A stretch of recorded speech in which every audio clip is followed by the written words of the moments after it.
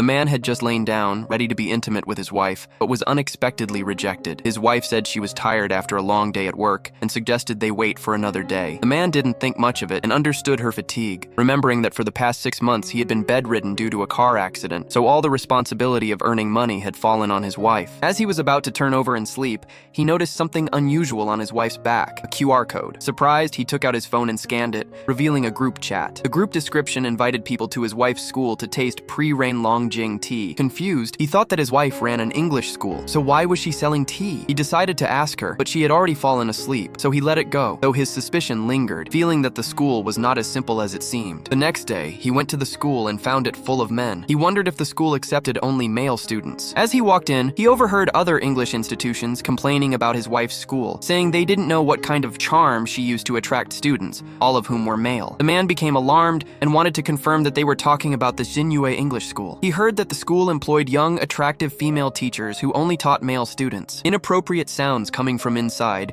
deepened his suspicion that his wife might be involved in something secret. Determined to investigate, he entered the school and encountered his wife, but she didn't recognize him because he was wearing a mask. He noticed her seeing off the students after class, and the male students looked very satisfied with the lessons and her service. This only strengthened his suspicion that something unusual was going on. After she sent all the students away, she noticed him briefly and had the receptionist take him to an open class. Inside the classroom, he found that all the students were men and all the teachers were young women in their 20s. He couldn't find out anything significant and decided to leave. Outside, he confronted the receptionist and asked about the pre-rain Longjing tea, but the receptionist said they didn't sell tea. Shocked, the man realized he had been misled, so he invented an excuse to leave and planned to return another day. Back home, he couldn't sleep, thinking that his wife's school was far more complicated than he had imagined, and decided to return the next night to investigate further. That night, he came back and saw his wife helping move boxes labeled pre-rain Longjing tea. Seeing this, he felt even more certain that there was more to the situation. As he moved to enter, he saw his wife again. This time, he didn't hide and tried to call her, but the security guard stopped him. His wife pretended not to recognize him and walked into a room while he was escorted out. Confused but determined, he tried to enter again, only to be blocked by the security guards once more. The receptionist noticed him and asked if he was there to enroll in a class, but he ignored the question and continued trying to see what his wife was doing inside the room.